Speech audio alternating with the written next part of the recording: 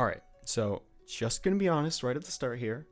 No matter how many emails they sent to Wired asking to be on one of those expert reacts videos, because I would be a perfect candidate for it, they just weren't responding. So I figured, hey, why not just do it myself? The only problem with that is, without all the professional editing they do, it's gonna be real easy for people to figure out that I'm not technically a professional graphic designer. Okay, think about it like this though. If my doctor can say that he's not technically a doctor, I think I can get away with this all the same too. Besides, none of that even really matters in the first place, because I can prove to you how much of a professional graphic designer I am. It just so happens that the final for my design class is due in about, let's see here, the exact runtime of this video. Isn't that convenient? So hey, why don't we just talk about some video game logos, you can enjoy me yelling about them, while I do some real fake lawyer stuff to professionally acquire the legal rights to the logos so I can just turn those in instead. Just gotta look up the possible prison sentence for fraud real quick. Okay, so my lawyer just called, and for no particular reason, I think we should just ignore everything I said and actually talk about video game logos on my own free will. Something perfect for me to talk about, given that it's the two things I know best. I may not technically be a professional, but I can sure as hell trick you into thinking I am. To be real for a second though, I don't have any professional experience as a graphic designer, but it's what I'm currently getting my degree in. I've been studying it for about 5 or 6 years now, since I started high school, and I've gotten a pretty decent portfolio that I'm too embarrassed to show publicly, so all you'll get to see from it is this low poly spiel that I drew and turned into my professor for a real grade. I got an A, wow. So I think that's enough knowledge for me to have a false sense of superiority about. My point being, don't take my opinion too seriously. I'm knowledgeable on it, but not a professional. Now that all the lawyers are satisfied, allow me to start ripping into other people's hard work, because I'm just so much fucking better at this than they are. I'm going to be organizing all the logos I talk about into an arbitrary tier list, because who doesn't like a good tier list? The YouTube algorithm sure as hell does, so first off, let me give my criteria for what counts as a video game's main logo, since it's a bit more ambiguous than you might think. I'm counting whatever you see on the main box art that says the name of the game as the logo, which may not necessarily be the game's icon. If we were talking about Terraria, for example here, even though the lone tree icon might be a bit more recognizable to some people, I'm counting this since it's what says the name of the game and is on the box art. Understand? No? Great, me neither. In order for you to fully comprehend how unreasonably angry this logo makes me, you should understand the fundamental basics of what separates a visual hernia and something nice looking. The first thing to consider when judging any logo is to consider what it was made for, as you're going to notice there's a pretty huge difference between most corporate brand logos and those of video games. With a large brand, the goal of a logo is to put it on as many things as humanly possible, so when you see their product, you'll be more likely to recognize the brand, which will make you want to purchase said product over the other ones. That's why it's important for many corporate logos to be very simple. The more complex it is, the less things it's going to look good on. Although many are going a bit too far into the oversimplification territory and just absolutely executing their mascots in any form of individuality. Video game logos, on the other hand, the furthest they're going outside the marketing is a goddamn t-shirt with the logo lazily stamped on it. We'll accept the bare minimum. It's not like you have to try hard. If this was allowed to happen, then I don't think it's that hard to make something popular anymore. In all seriousness though, you can get away with a lot more on a video game logo as opposed to a corporate brand logo. The only places it's really gonna go that matter all that much is the game's store page, box art, promotional videos, main menu, those sorts of places. Sure, if it's a popular game, then it'll also probably go on shirts, coffee mugs, and various other incredibly cheap low-effort products, but that's not the main purpose of the logo. The purpose is just to convey the game's vibe and existence as a whole at a glance. And while that is the purpose of pretty much any logo, video game logos are able to do that without having to worry about making it super simple and adaptable. Bonus points if it is, of course. That freedom allows for much more creativity and expression to make truly unique logos like, okay, well maybe freedom of creativity was a mistake, but there's also plenty of good logos too. When there's less rules you have to work under to design something, that doesn't necessarily mean the designs will be better, rather it just means you're going to be working in a wider range of quality. But what's the point of having all those logos when the motherfucking shit-fuck logo that is Sneak King exists? Yeah, we're plunging straight into the deep end here with the logo I despise, and yes, this is indeed a second video in a row where I will be going off on a terrible Burger King promotional game released for the Xbox 360 that you could only get in a Burger King meal for like $4. There's a lot of things going on in society right now, but I think this should be at the very top of our list for things to get angry about for no reason, except there is a very good reason to be mad at it, because of this goddamn logo. Listen, I believe in redemption, We all make mistakes. We should all have second chances to prove we learn from said mistakes. But with this logo,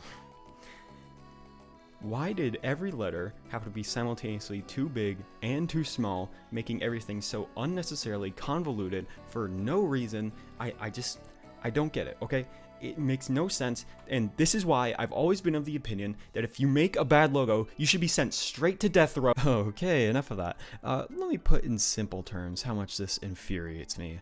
I initially came across this logo while doing research for my last video on the evolution of video game commercials. That's when I remembered Sneak King, just trying to remember any sort of commercials I could talk about in that video. Then when I looked it up to find the full commercial, I saw the box art for it for the first time, and it instantly gave me such a severe case of mild infuriation that I opened up this Google Doc, typed "fucking Sneak King, dude, holy shit," in order to remind myself to rant about that first thing. In reality, there's obviously far worse logos out there, and this one isn't even that bad if I'm being honest. I just hate it so much because I have so many questions about it. Why did they decide the theme here was going to be uneven letters? What is that supposed to convey to me as the consumer? That you're indecisive? Even that doesn't make sense though. The one thing I will give to Burger King is that they're the most decisive out of any fast food chain. They decided they were going to serve the worst goddamn burgers in the industry, and they haven't strayed from that once. This is already false advertising. There's like that one phrase, when you stare into the abyss stares back at you. And I'm pretty sure whoever said that first was talking about this logo, because the longer you look at it, the more mildly infuriating design choices you start to see. Why is the first letter in Sneak larger than the rest of the letters on its line, while the first letter in King is smaller than the rest on its line? Why is the first N reaching up on the right side instead of the left, which would have created a sort of staircase hierarchy effect on the first line? Why are the E and the A the only two letters in the whole logo that are connected by a ligature? Why are the serifs on the second K so much meatier than the serifs on the first K? It's like it changed to a slab serif font for that letter specifically and nowhere else. Speaking of serifs, why are 5 of the letters sans serif while the other 4 are slab serif? Why do the N and the G extend downward like that in the most unsatisfying way? My biggest question of all though is, what the hell is this atrocious film grain texture over the main text for? What is that supposed to say? That Burger King himself is some sort of found footage cryptid like Bigfoot or Mothman? I just don't understand. I know I'm being a bit overdramatic here, but it can't just be me, right? It's like that holographic food Plankton ate in that one episode.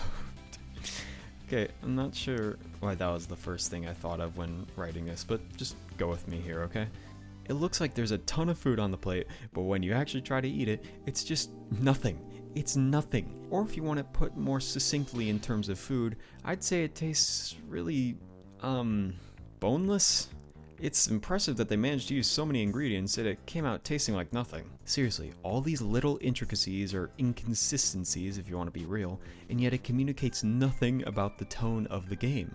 If I had to play devil's advocate here, I guess you could say that the film grain actually is supposed to make it seem a little creepy just like the bastard himself, and it juxtaposes that with the bright orange color common in fast food locations, which is more happy, I suppose. But that doesn't stop me from disliking the film grain as a whole, because I just generally do not like textures in any of my designs. Going back to the actual graphic design advice for a moment here, you should always create thumbnails and roughs in black and white before you actually do your first color comp, since you want your logo to be as adaptable as possible. Designing it in color means you could have a very color dependent design, meaning it's going to look terrible if it's ever printed in black and white. The same goes for textures, since a lot of textures look pretty bad when blown up to a very large size or shrunken down super tiny when some YouTuber's trying to make it for their terrible thumbnail. God forbid it ever goes through one of those school photocopiers where you make one copy and then suddenly every single image on your homework looks like a shitty analog horror YouTube video. The Sneak King logo isn't dependent on color or texture though, so it's just kind of a moot point here. But I figured it was a good moment to talk about it and explain yet another reason as to why I'm biased against this icon of sin. Oh yeah, I guess it belongs in F tier too. Not sure if I made that clear enough yet. When an evil rises to destroy, however, a hero of good emerges to face it. Lucky for us, I don't think we could have any better champion to defeat the beef tyrant than the absolute chad that is the Outer Wilds logo. For every questionable design choice made in the Ambush Monarch logo, the Outer Wilds logo has an element that reminds me why I love graphic design. Starting with the composition as a whole, you can immediately see the difference in hierarchy. Instead of the letters being arbitrarily mutated to make the words both equal in length, Outer Wilds actually makes use of visual hierarchy, with the outer being smaller and spaced away from the wilds, to bring more emphasis to the bottom. To me, it sort of feels like the word wilds is a planet itself and outer is a moon circling it. There's also a simultaneous sense of unity and contrast that builds between the words. Outer is written in a very standard sans serif sci-fi font that's very clean. Plus, the way they made the O into what looks like a planet in orbit with a moon around it is pretty neat on its own and makes it more creative than the damn Starfield logo, but we'll get into that later. You can wait your damn turn, Todd. All that though is immediately contrasted with what's right above. The word wilds is just as prickly as you'd imagine, written in a serif font with all sorts of twigs, leaves, and cracks in the letters, making them look like trees. The eye itself is a whole ass tree, but instead of just being a generic PNG of a tree, the trunk actually forms the shape of the bottom serif with the usual capital I. The top of the tree also vaguely creates the top serif shape with the branch, but that might honestly just be me wanting to see as much good as I possibly can in the logo to try and forget the last one because I still haven't moved on from it. The two words couldn't contrast each other much more in terms of how they're written, yet when you look at it as a whole, it doesn't really feel like it contrasts as much as you'd imagine. So why is that? Well, it's because of the use of color, you dumb shit. Sorry, I don't know why I got so aggressive there for a second. That was unwarranted. You will have to deal with it again.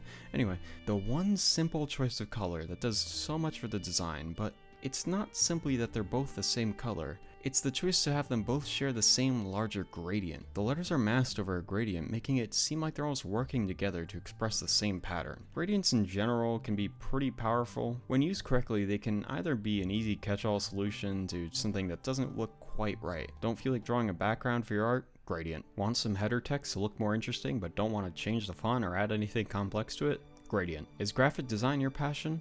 Motherfucking gradient. I found that usually only gradients of two analogous colors works well in most situations. Push it much further than that and you'll be on your way to making a 12-year-old's 90s blog website.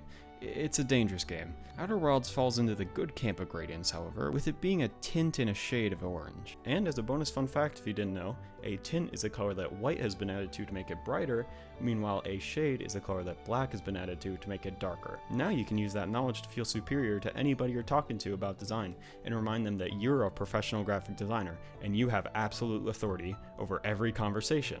Massive gradient tangent aside, however, you can see what I mean about something so simple making such a big impact for the logo to express unity in spite of the polar contrast between the actual designs of the two words. A few other smaller things about the logo that I like. There's little stars on the top half that I actually didn't even notice until I looked at a larger transparent version of the logo. They don't make it seem cluttered like you'd imagine, and they just further the sense of the ground and sky, with wild being the ground and outer being the star-filled night sky above. The other thing I noticed that I could just be making up again if I'm being honest, but I'm gonna mention regardless to delay the inevitable bad logos I'll have to talk about again, it seems like there are more cracks in the Wilds letters. As it progresses further to the right and broken off pieces are drifting in a direction which gives the feeling of a planet floating in the vacuum of space. Not sure if that's intentional, but we're gonna say it is because please don't take this from me. I'll take any joy I can get to be back in the positive since he who shall not be named. A clear as day S tier that defines the playing field of the list. I'd say we have returned to a sense of normalcy though after all that. We started at rock bottom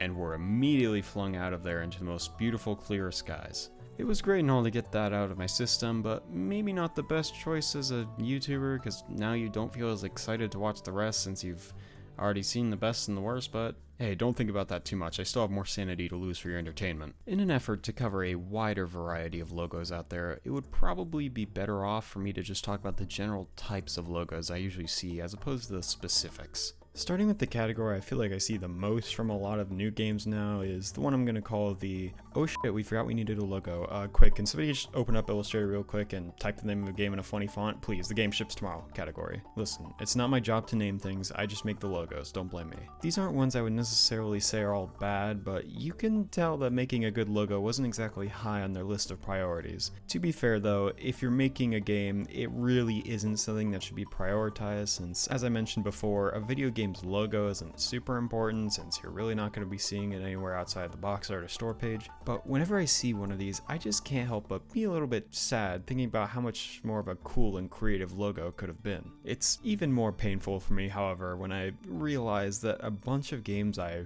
really love fell into this trap. Now listen, I absolutely love Phasmophobia. It's probably one of the best horror games I've ever played because not only is it just scary, of course, but it actually has good gameplay that I actively want to replay and still do replay all the time. But the logo is just the name of the game in the chiller font, my guy, like really? Alright, to be fair to the logo though, it's a game that launched in early access and was a surprise hit, so I'm sure the creator of the game, DNighter, just finished the early access build and needed a logo to put up on the Steam page, so he just created this placeholder until the full release. Although if a third grade teacher can criticize a student for failing a test, I can criticize infant logos for being boring. Don't think about that logic too much. Just accept it so I can freely criticize anything I want and never be questioned on it. Phasmophobia is such an awesome concept for a horror game executed amazingly. I just wish that was expressed a bit more in the logo. Sure, it's not bad or anything, and it works to convey the tone of the game, but man, I just feel nothing from it, so I guess it goes in D tier then. Phasmo is far from the only game to do this though. Just the first one I thought of that also happened to be the most painful for me, which usually equates to the most entertaining content on YouTube, so it just kind of worked out. In a very similar vein, I also feel basically the same about the Dredge logo. Once again, a fantastic game that's also partially horror, and I would highly recommend it if a fishing game with a sort of Lovecraftian-esque theme and mystery to solve sounds interesting to you, that also happens to have a pretty boring logo. I will give it this though, it at least has more going for it than Phasmophobia, which you would definitely hope given that it's a fully released game. It has the minor chromatic aberration effect, which is the little slivers of red and blue emerging from the white, sort of like a glitch, used in an otherwise pretty standard sans serif font, except for the fact that the E's are just feeling down today, I guess. Not sure what's going on with those dudes. But that to me shows its nature of how from the outside it seems kind of like an unremarkable, boring game, but yet there's a small hint of something being wrong that's being used to lure you into the rest of the mystery. Since it at least has that going for it, for sure I wouldn't say it's bad, it's just so uninteresting. A middle of the road C tier. That's kind of the theme of this whole category here if you couldn't tell. Most of them aren't bad, but they're usually not good either. It's the ultimate let's play it safe option for a game. But I feel like a video game logo should be used as more of a testing ground than anything for the more unique and crazy logos, since they don't matter as much as the other kinds. Primarily text-based logos can work as we've seen and will continue to see as we go on, but you need to add at least a little bit more to it. If I can accurately recreate your logo by downloading a stock font and then just typing the name of a game, it's probably a pretty damn boring logo. At the very least, it's good for making a logo that's easy to read, but meeting the bare minimum standards isn't exactly something that should be applauded. Unless that standard is about as good as a lobotomy. This category of logos is one I've just named, what? Because you tell me, what does this logo say? No, honestly, what does it say? Tell me. I'd love to know, because every way I read it, it just feels wrong. Once you manage to decipher the ancient hieroglyphics that are the letters in this thing, you have to figure out what direction to read the words in. Any sane person would say from top to bottom, left to right, but have you met graphic designers? The same group of deranged people who made an entire subgenre of Don't Dead Open Inside logos? The words make the same equally minuscule amount of sense in every arrangement you put them in. I don't even want to know the actual name of the game because no matter what it is, I'm gonna be angry. And I haven't even mentioned how bad the design is itself. Could you imagine how bad this would look on anything other than the box? I can't because it doesn't even look good in the one place that it was meant to. Okay, I'm not gonna let myself get too lost in the sauce here though.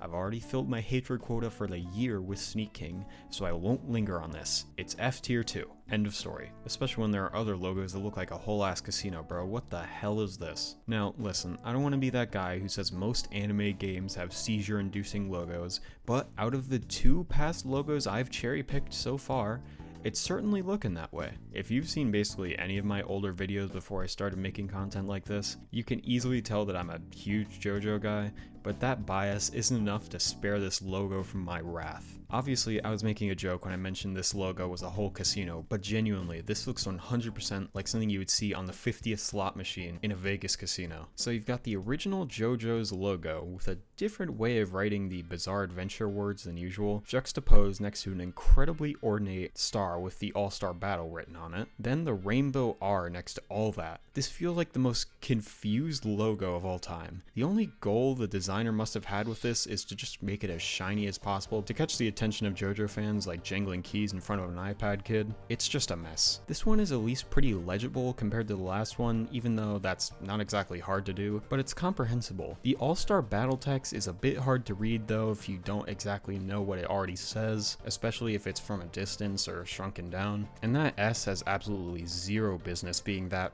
wide, but hey, why not? Might as well go the extra mile if you've already gone this far into insanity. It's an E tier, not irredeemable, just insufferable. Okay, let's just get this category over with. I've had about enough of these logos.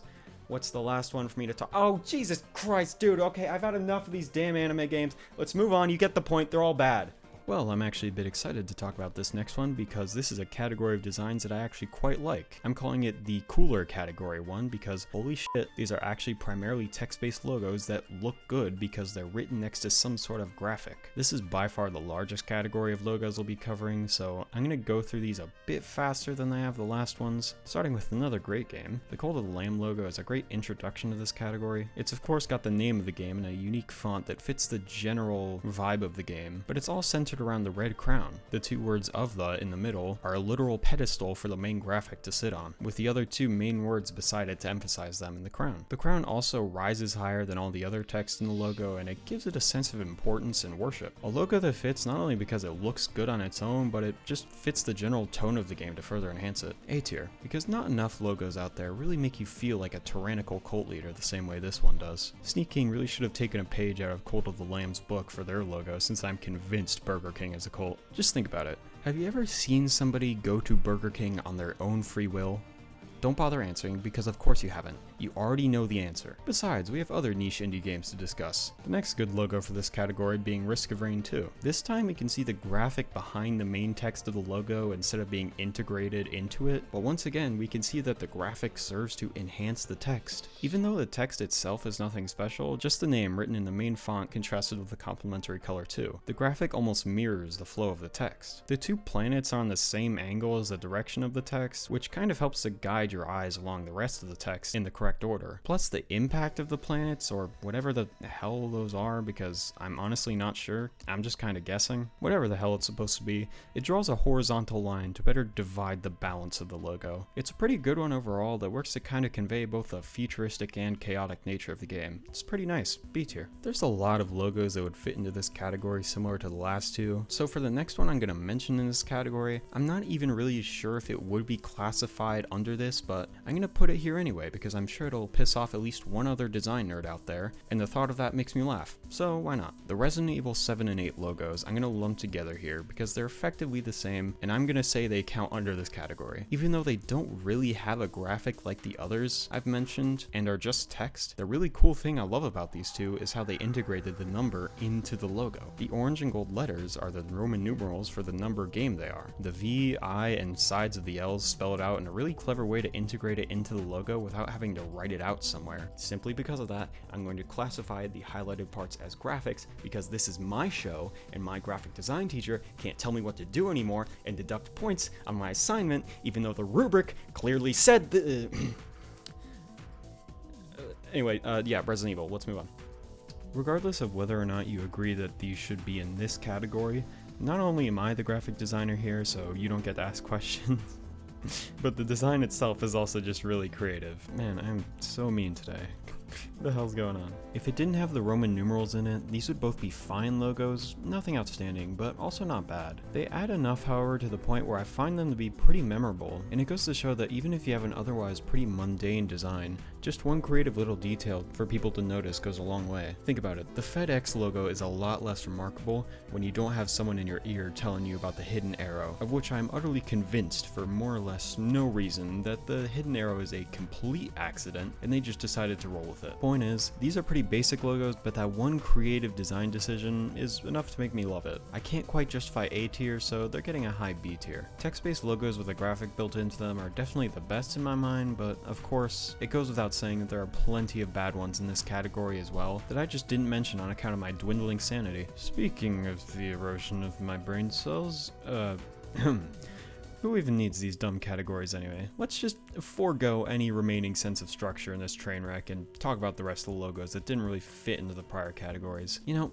I've been a bit too positive on logos for the last, 1007 words or so. It's back into the dumpster we go then, because what the hell is this? Yeah, no, I'm not done with Resident Evil, because these two logos perfectly show the dichotomy in quality between RE6 and 7 in every way. I'm not sure this logo is quite as bad as the game it's for, but it feels pretty close given how it feels like they just absolutely gave up on this logo as well. I know I said that video game logos can get away with using more texture and complexity in their designs, but somehow the designer still said hold my beer and added webs for fuck's sake. I couldn't think of a worse thing to add to your logo than small broken up web particles floating around. Could you imagine what a low quality black and white printer would do to this thing? Because I'm pretty sure it would violate the damn Geneva Convention. The 6 itself is also just weirdly translucent with glowing bits, a detailed texture, jagged, uneven edges. I mean, okay, so a common test for graphic design I like to refer to when I'm unsure if a logo is too complex or not is a redraw test. I don't know if there's a proper name for it, but what you do is you have one person looking at the logo and another person with a pencil and paper who is not looking at it. The person looking at the logo then has to describe it to the other person so they can draw it based on the description. The easier it is to describe the logo, the closer the recreation of it will be. You'll know whether or not the logo has a well-balanced sense of complexity based on the accuracy of the recreation and how long it took to get there. Could you imagine the absolute nightmare it would be to do that with this logo? Such an absurd level of detail to accomplish so little. And I also just hate that they put the 6 above the actual name of the game. If you really wanted to have that design for a 6, then it should have at least been below the name. The webs could have been hanging from the text, tying the two elements together at least, and making sure that you actually read them in the correct order. It reads like 6 Resident Evil instead of Resident Evil 6, which just adds another layer of it being awkward to read. Whatever though, you get the idea at this point. Logo sucks, insert yet another jab at Burger King here. I could make it even worse, but I can at least read it so it's getting an E tier instead of an F. Moving on. Most of the logos I've talked about so far, I feel pretty decisively good or bad about, but of course most of them aren't so black and white. And honestly, one of my favorite logos falls into that middle ground because even though I love it, I do have my fair share of criticism for it. The Hylix 2 logo is such an incredibly cool design that fits so well for the game, but man, it can be kind of a pain to read. This might be a little bit of a tangent, so bear with me, but I recently became a big fan of Hylix and I needed some excuse to talk about it, even if it means hijacking a video about graphic design by talking about the effects of the accretion and its impact on Gibby's revival of the Hylam Xylem and how Wayne's band of freaks stopped it even though Odazir was successful in the resurrection of the Reduvia.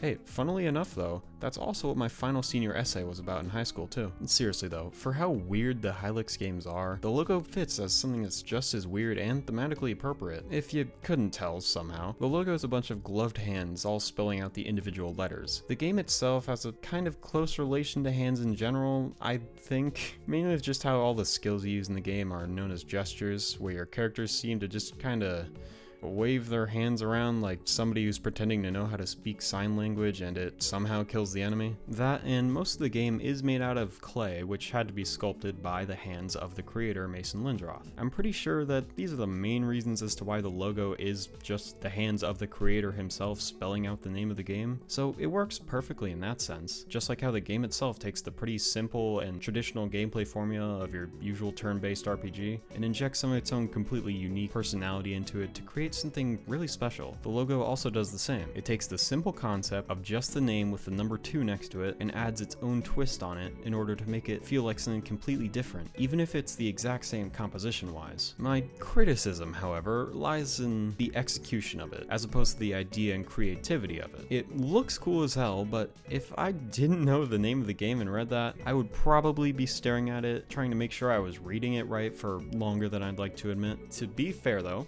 you could just say skill issue, and I think that would be accurate, since I have been trying to trick people into thinking I actually am literate since like 5th grade when I had to read Magic Treehouse, and ever since then I've just read online summaries for books, and when I had to read Frankenstein, I obviously wasn't doing that, so I just read online summaries, and I still, even though I was supposed to read it, I got an A on the assignment. So who's laughing now, Mrs. Tyler? Oh wait, sorry, it's not Mrs. Tyler, it's Miss Tyler, because your husband left you!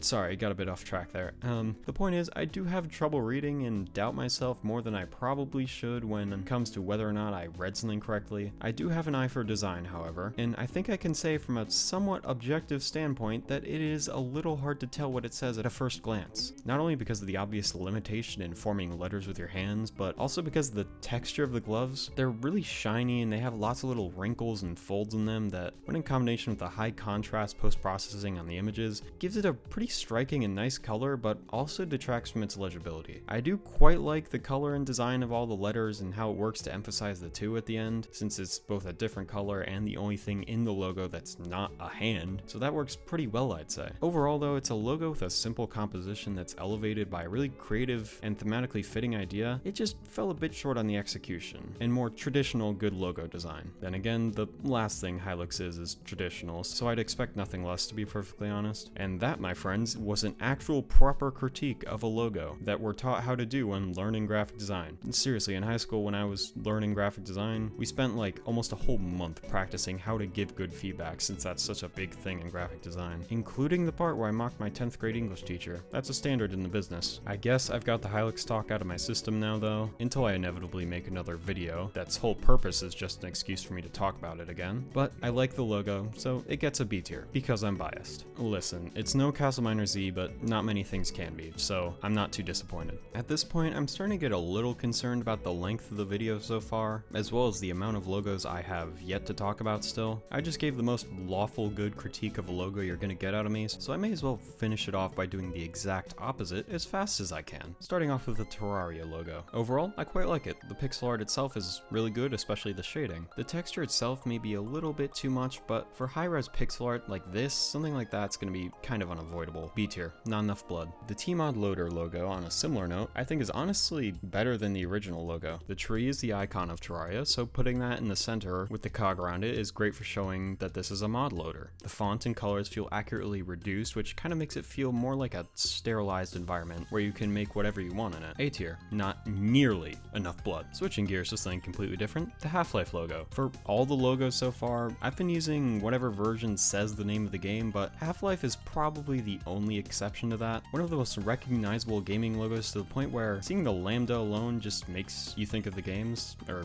me at the very least. I guess I'm kind of a freak like that, but anyway. It's also the logo that feels the most like a normal brand logo design out of any others, which was probably the point since it's kind of mirroring the Black Mesa logo. It's hard to judge this one since all the games write it in different ways, but I'm just gonna go off the generic version, and in that case, I think it's honestly one of the best because it's so simple, yet it carries so much meaning. It's simplicity done right, in my opinion. Plus, a more brand style logo like this is a breath of fresh air for me after all the far more complex ones. A tier, Hunt Down the Freeman's better. I'm sorry, I couldn't even say that as a joke. Octopath Traveler, one of my favorite recent game series. The sequel could honestly be my game of the year, yet the logo is basically the definition of mediocrity. There's not really much for me to like here, but that also means there isn't really much for me to dislike either. I guess the font is nice and it fits the game. I think the underline is good too, but I'm not really sure. The sequel may have improved on literally every single aspect of the first, yet I still feel equally indifferent to the logo. C tier, if only the logo was as good as the music. Persona 4 Golden. I had to stare at this one for a good 30 seconds to realize that I actually actually kind of hate it. I thought it was okay, but the little errors started piling up. I don't really like the weird fake 3D drop shadow. It reminds me too much of the old E3 logo. I hate how uneven the P4G is. Like, the 4 is too tall, they all feel like they're on slightly different angles. I really don't like this empty space between the P4 and Persona. The edge on the left is pretty smooth, but the edge on the right is super jagged because of all the letters. All the little errors just kind of add up the more you look at it. It's not all that bad. I like the color scheme and I think the font is nice, but that's about it. D tier, not enough waffles. Project Zomboid, another one of my favorite games that suffers from phasmophobia syndrome. It feels like such a placeholder given that it's also early access and has been in development for nearly a decade now. It looks like a bunch of generic zombie logo designs all sort of mashed together in a way where none of them really shine. Like, do the letters really have to be that jumpy? Seriously, calm down guys. The zombie silhouette also just kind of looks weird to me. Maybe it's the proportions, I'm not sure. Incredible game, logo's a bit of a mess. D tier, really makes you feel like the average Louisville resident. Let's get even more biased though with Crosscode, one of the best games I've ever played with the most criminally small fan base. I've always really loved the logo, the repetition of the C pattern throughout it, drawing an invisible line across it, with the tiny little lines running parallel to it, the diamond shape drawing your eyes to the center where attention matters most. God, I love this logo. It's got a lot of details, but the details are clean and meaningful. Plus, I'm biased, since this is maybe my favorite game of all time. S tier. My terrible walkthrough videos I made of it like 4 years ago are still some of the most consistently viewed videos on my channel, which is kind of ridiculous, but I'm not complaining. Starfield, simply because I mentioned it earlier for a second and forgot about it until now. I mean, it's okay. I get that the circle is supposed to represent planets, but honestly, it could represent anything if you want. Like, is it even supposed to? I kind of just assume that, but now that I'm thinking about it again, I'm not sure.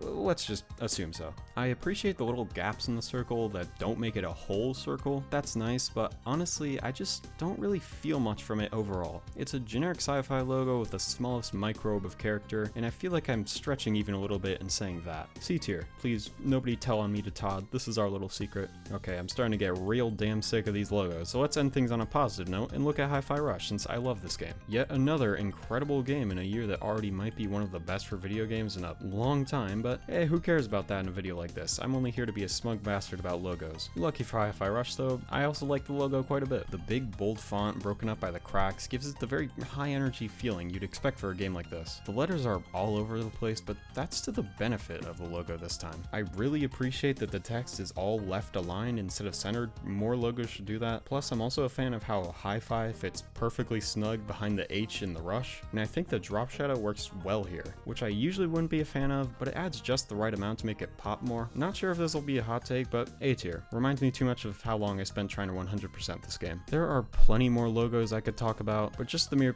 thought of Adobe Illustrator at this point is enough to make me sick. So that's the last logo I'll rank. I'm sure at this point you can tell how much of either a deep resentment or fiery passion I hold for graphic design, and I'll leave it for you to decide which is which. But either way, I sure as hell hope I've talked enough to convince you into thinking I'm a professional. Please.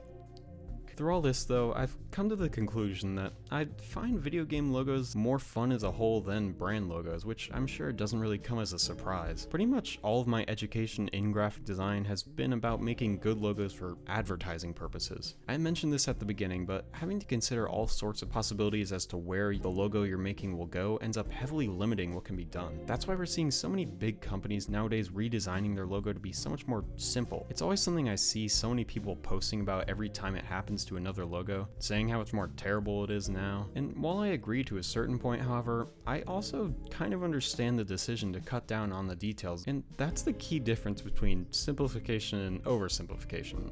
Just look. The Firefox logo is a perfect example. One that became kind of a big meme after they killed the fucking fox. How could they? When this happened, everybody got the same idea to do what I'm doing now and started flexing that they're a totally real graphic designer, saying how much more worse it got with every iteration and how the original is by far the best. But when you remember to turn on a few of your neurons and look at it again, you'll realize that the second to last one is far and away the best logo of the bunch. Look at all the detail in the original three. There's so many little jagged edges, reflection, shading. It's super detailed, it shows character, but you don't need that much to show said character. So they trimmed down the details and refined it until they got this, a logo that I absolutely adore, to be honest. Not only is it an incredible game, but the logo is just as good. S tier. The game is a bit too scary for me. Okay, jokes aside though, this is a perfect brand logo simplification, as it is clearly the original, just tuned up to better match the modern age. Such a beautiful logo that was taken out back to be shot because who needs personality in their design? The last one retains so little from the original that you can't even tell what it is. If this was tinted green and blue and I told you that this was the new Microsoft Edge logo, that I guarantee you would believe me. This is the difference between simplification and oversimplification. And the reason I'm telling you all this is to show you how much of a pain in the ass designing brand logos is as opposed to video game logos. There's so much extra you have to consider when having to focus on every little aspect of the design, how marketable it is, and of course, you have to think about that for video game logos as well, but it feels like there's a lot more freedom since it only really has to look good on the game art. And that does also depend on the game though. You may have noticed a trend that the AAA games tended to have more simple brand looking logos as opposed to the indie titles. It makes sense when you consider that those games do need to have logos that look good in a lot more places since there will likely be a lot more advertising. Yet, I still feel the fundamental separation between video game and brand logos that makes them so much more fun to talk about in design. I love graphic design, I wouldn't be in college for it if I didn't, but while I still enjoy making the simple corporate stuff, whether it be for an assignment or just for fun, video game logos always have that charm that makes me love them even more. Huh? Wait, hold on, what was that? Oh, that's right, my final design project is due coincidentally at the end of this very paragraph. Well, it's a good thing then that I've been working on it this entire time. I couldn't quite trick anybody into giving me the full legal rights for any of the logos we looked at today, so I just did the next best thing and mashed them all together into one unholy amalgamation that's legally distinct enough to be qualified as my own original creation. Before I submit it though, now that you're a professional graphic designer too, I could use a little bit of feedback on my logo.